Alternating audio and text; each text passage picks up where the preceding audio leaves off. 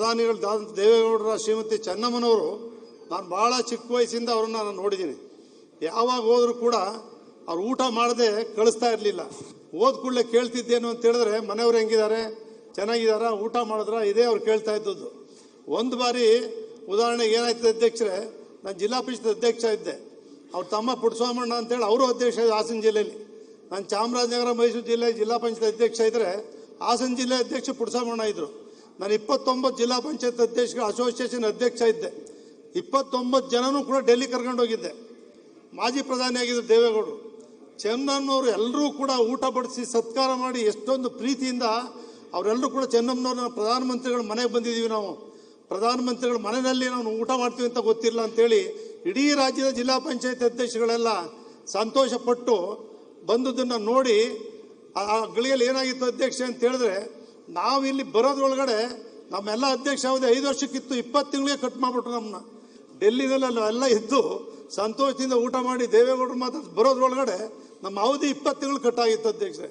ಚೆನ್ನಮ್ಮನವ್ರ ಮನೆಯಲ್ಲಿ ಇಲ್ಲೇ ರೇವಣ್ಣವ್ರು ಇಲ್ಲೇ ಅವರೇ, ಹೊರಗಡೆ ಹೆಣ್ಮಕ್ಳು ಅವರು ಎಷ್ಟೇ ಇದು ಮಾಡ್ಕೊಂಡು ಕೂಡ ತಾಯಿ ಮನೆ ಬಂದ ಕೂಡಲೇ ಆ ಪ್ರೀತಿ ಅವ್ರಿಗೆ ಮುನ್ಸು ಇಲ್ಲ, ಏನೂ ಇಲ್ಲ, ಅಷ್ಟು ಒಟ್ಟಾಗಿರೋರು.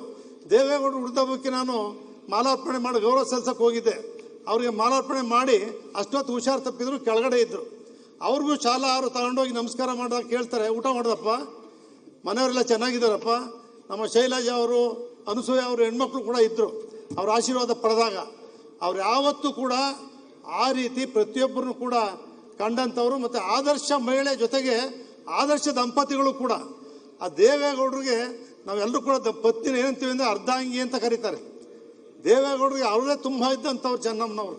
ಹಳ್ಳಿಯಿಂದ ರಾಷ್ಟ್ರ ಮಟ್ಟಕ್ಕೂ ಕೂಡ ಎಲ್ಲರೂ ತಲುಪಬೇಕಾದ್ರೆ, ಮಕ್ಕಳು ಸೇವೆ ಸಲ್ಲಿಸಬೇಕಾದ್ರೆ ಅಮ್ಮನ ಕೊಡುಗೆ, ದೈವ ಭಕ್ತಿ, ರಾಜರಾಜೇಶ್ವರಿ ದೇವಸ್ಥಾನ ಪ್ರತಿನಿತ್ಯ ದೇವ್ರ ಮನೆಯಲ್ಲಿ ಬೆಳಿಗ್ಗೆ ಕೂತ್ರೆ ಅವರು ಈಚೆ ಬರ್ತಾ ಇರಲಿಲ್ಲ. ಆ ರೀತಿ ದೈವಭಕ್ತಿ ಆಗಿದಂಥ ಚೆನ್ನಮ್ಮನವರ ಒಂದು ದೇವರ ಸೇವೆ ಅವ್ರ ಕುಟುಂಬಕ್ಕೆ ಅಷ್ಟೇ ಅಲ್ಲ, ರಾಷ್ಟ್ರಕ್ಕೆ ರಾಜ್ಯಕ್ಕೆಲ್ಲ ಸಲ್ಲಿದೆ. ದೇವೇಗೌಡರು ಫೋನ್ ಮಾಡ್ತಾರೆ, ಎಲ್ಲಿದೆಯಪ್ಪ ನೀನು ಬಾ, ನನ್ನ ಜೊತೆ ಕೂತು ಊಟ ಮಾಡಬೇಕು ಅಂತೇಳಿ. ಚೆನ್ನಮ್ಮನವ್ರು 11ನೇ ದಿವಸನೂ ಕೂಡ ನನ್ನ ಕೈ ಹಿಡ್ಕೊಂಡು ನೀನು ಊಟ ಮಾಡಬೇಕಪ್ಪ ಅಂತ ಹೇಳಿದ್ರು. ನನಗೆ ವೈರಲ್ ಫೀವರು, ನಿಲ್ಲಕ್ಕಾಗೋಲ್ದು. 1 ಗಂಟೆ ಇದ್ದು ನಮಸ್ಕಾರ ಮಾಡಿ ಅವ್ರಿಗೆ ನಾವೆಲ್ಲರೂ ಕೂಡ ಅವ್ರ ಆಶೀರ್ವಾದ ಸದಾಕಾಲ ಇರಲಿ ಅಂತೇಳಿ. ಜೋರು ಮಳೆ ಒಳಗಡೆ ಲಕ್ಷಾಂತರ ಜನ ಬಂದು ಭಾಗವಹಿಸಿ ಸರೋವರದ ರೀತಿ ಮಳೆ ಒಳಗಡೆನೆ ಯಾವ ಮಳೆನೂ ಲೆಕ್ಕ ಇಲ್ಲ. ಆ ರೀತಿಯಾದಂಥ ಒಂದು ಆದರ್ಶ ಮಹಿಳೆ ಚೆನ್ನಮ್ಮನವರು. ದೇಶಕ್ಕಷ್ಟೇ ಅಲ್ಲ, ಎಲ್ಲ ಕುಟುಂಬಗಳು ಕೂಡ ಆ ಕುಟುಂಬವನ್ನು ತೆಗೆದುಕೊಂಡು ಹೋಗ್ತಕ್ಕಂಥ ಶಕ್ತಿ ಯಾವ ಮಹಿಳೆಯೂ ಕೂಡ ನಾನು ನೋಡಿಲ್ಲ.